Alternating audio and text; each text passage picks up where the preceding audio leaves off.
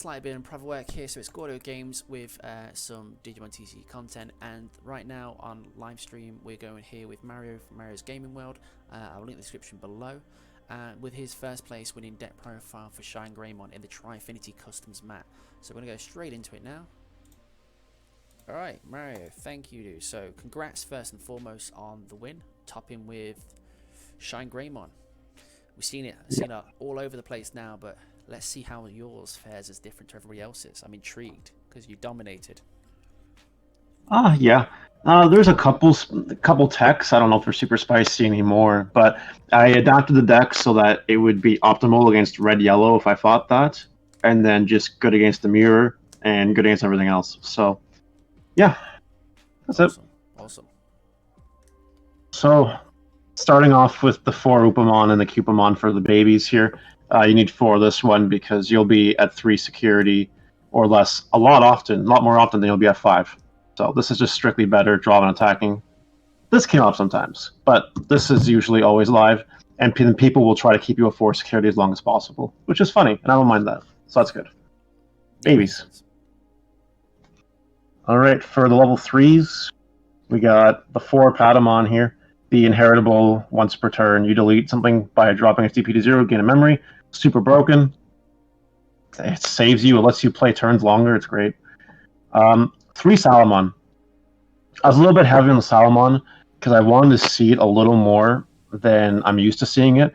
The problem is you want to grind out the red-yellow matchup. That will grind you out. They'll try to, beat you down as little as possible, but they'll also try to recover at the same time. So you'll be at 3 security a lot more than you think you will, and this is good against that. This is also just good against Rookie Rush or literally anything else. Having one of these with one of these when you're at 3 security is the dream, because then you draw a card and then you reheal one. Really good. 3 Lotmon. I almost played 4, but I couldn't find any room. But 3 was good.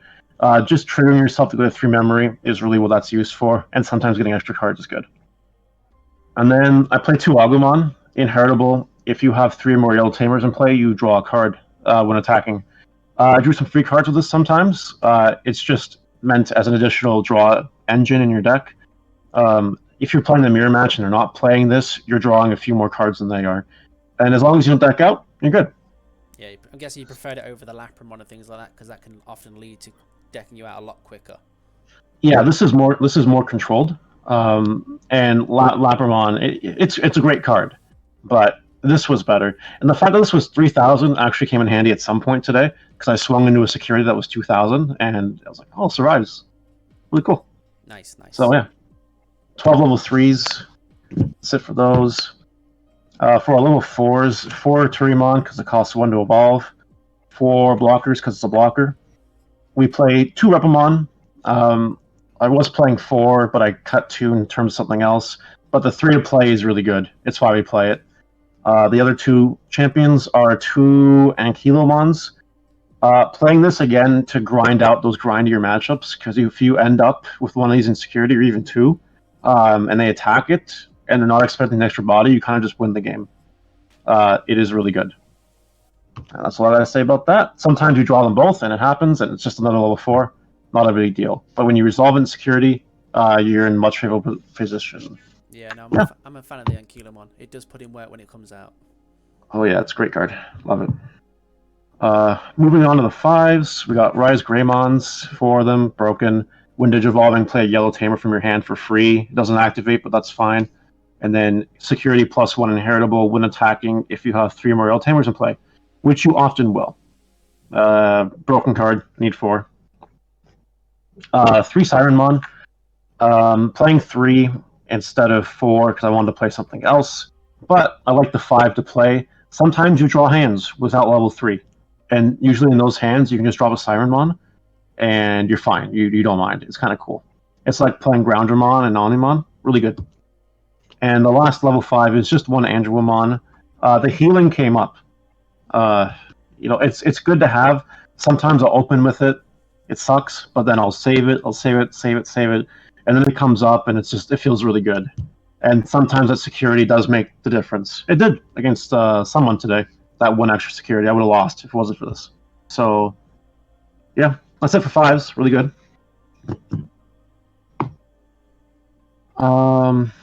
Four shines, obviously, broken card.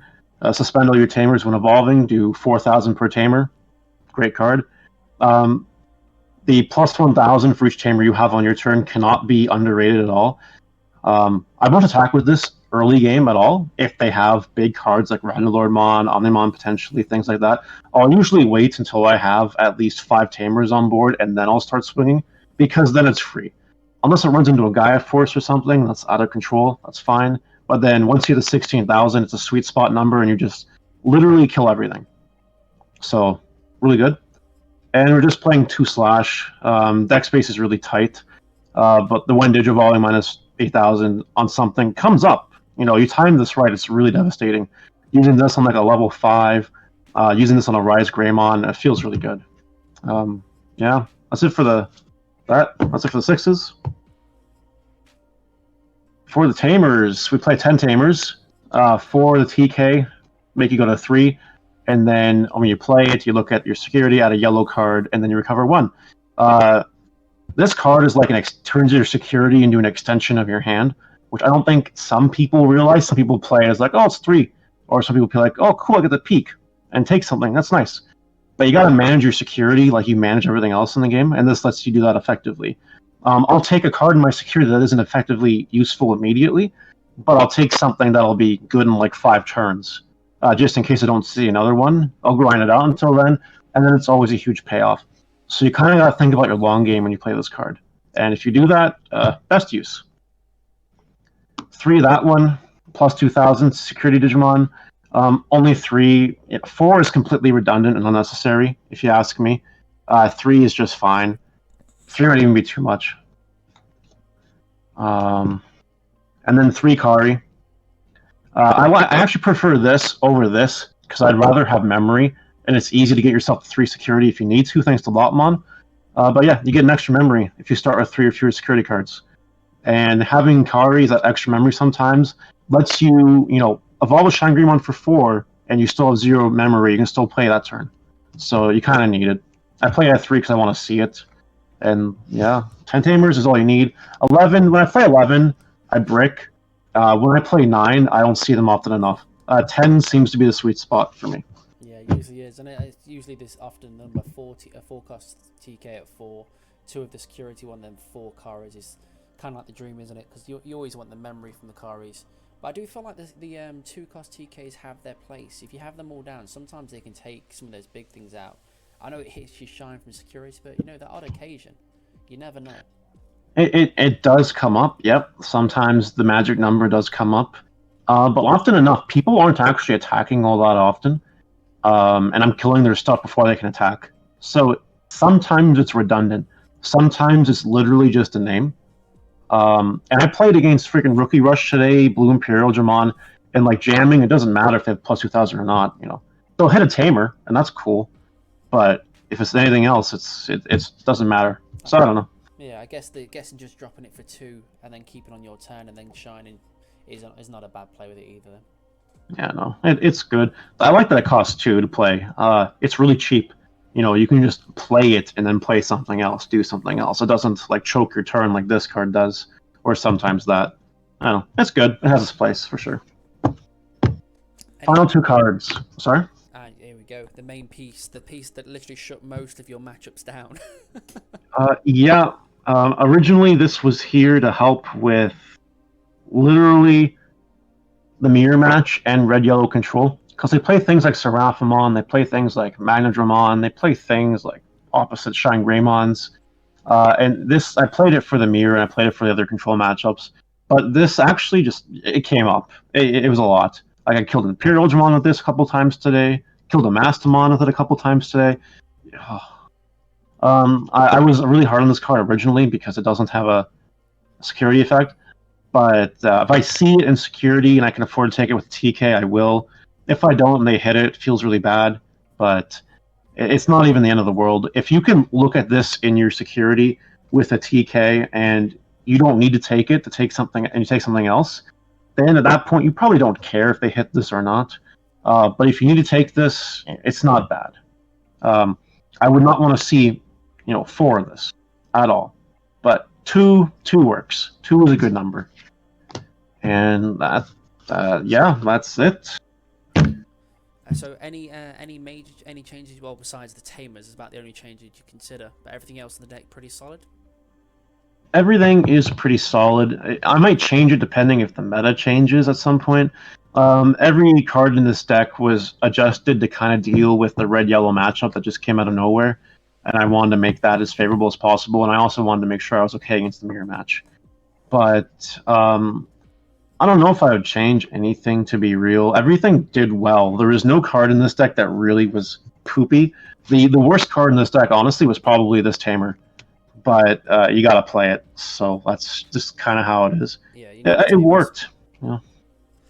Well, I mean, there we have it. Literally, you took first place with it. I mean, like I said, you was playing Red Omni before this, and you've been on that for a while. From when we last spoke, and you took it by storm with this. Yeah, lost one game the whole day. It's fine. It's a good deck. I definitely recommend. It's good now. It'll be decent in set 4 meta too. You know, that's fine. It's all good. Good deck. What were your overall matchups today?